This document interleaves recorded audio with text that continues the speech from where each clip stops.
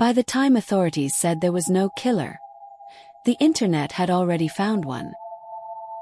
In Houston, Texas, whispers began in the shadows of the bayous. Bodies were being found in the water, one after another. Some called it coincidence, others called it a cover-up. But online, it became something much darker, a hunt for a phantom killer the police swore didn't exist.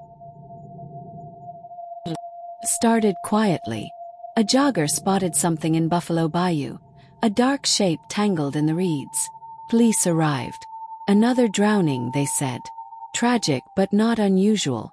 The Houston Bayous have seen their share of accidental deaths. But when a second body was found the following week, less than a mile downstream, the mood shifted. Then came the third. Each case different, yet eerily similar. Alone, found near the water, and with no witnesses. The city didn't panic, not yet. But online, the whispers be gone.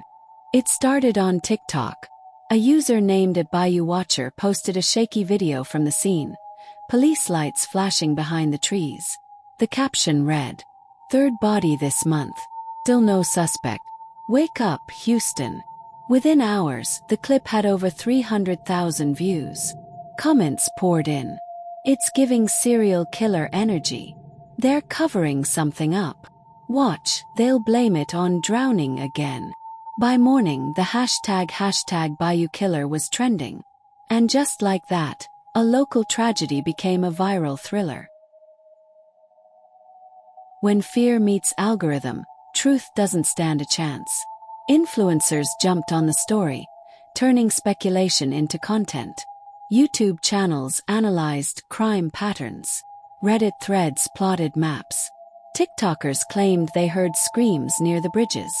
One viral clip showed a flashlight beam cutting through fog, a shadow moving just out of frame. The caption read, "Caught him watching me near Bray's Bayou. Stay safe out there." But the video, purely staged. Still people believed. Because when enough strangers agree on a lie, it starts to sound like the truth. Meanwhile, the real investigators were working quietly. The Harris County Medical Examiner ruled the deaths as accidental drownings. Drugs, alcohol, mental health struggles. Each one different. No patterns. No killer. But their statements were drowned out by the noise. One tweet from a verified account. Officials say no link between cases. But 3 bodies in 3 weeks. You decide. Was retweeted 20,000 times.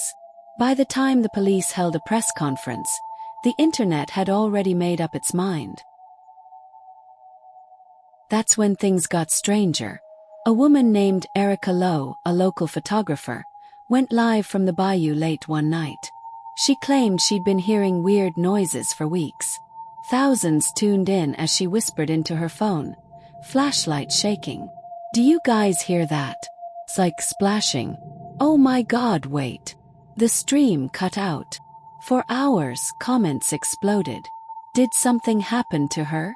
Somebody call the police. She found the Bayou Killer. By morning, Erica's name was trending nationwide. But when police found her, she was fine. Embarrassed, phone battery dead. Her noises. Frogs and raccoons. But by then, the fear was already viral. Experts later called it a digital panic event. A rumor, magnified by fear, turned into mass belief. Every splash in the bayou became proof. Every missing person post became connected. Local businesses started closing early. Runners stopped using the trails. Parents warned kids not to go out at night. The rumor had outgrown reality. Houston police tried again, releasing a statement. There is no evidence of a serial killer. These are unrelated incidents. But no one wanted to hear it. The internet doesn't wait for evidence.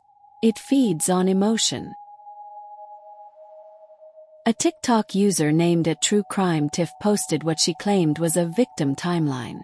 She included photos, names, and supposed connection points. Same bridge, same nights, same killer. The problem? Two of those victims were alive. One, a homeless man named Darren, saw his photo used in her video and went to a local news station in disbelief. "They're saying I'm dead," he said. "But I'm standing right here." It didn't matter. The video had already hit 2 million views before it was removed. The Bayou killer wasn't a person. It was a story. And stories spread faster than facts.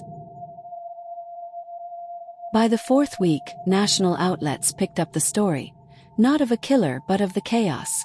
Articles titled, "Houston's Fake Serial Killer Panic" and "How TikTok Created a Monster" flooded the headlines. Police clarified every case. 3 accidental drownings, 1 medical emergency, 1 undetermined cause, but none connected. Still, some refused to believe. "Of course they'd say that," one commenter wrote. "They said the same thing about the Zodiac at first. Because once a lie feels good, truth sounds boring." Houston eventually moved on. The hashtag faded. But the story left a stain, not in the water, but in the way we think.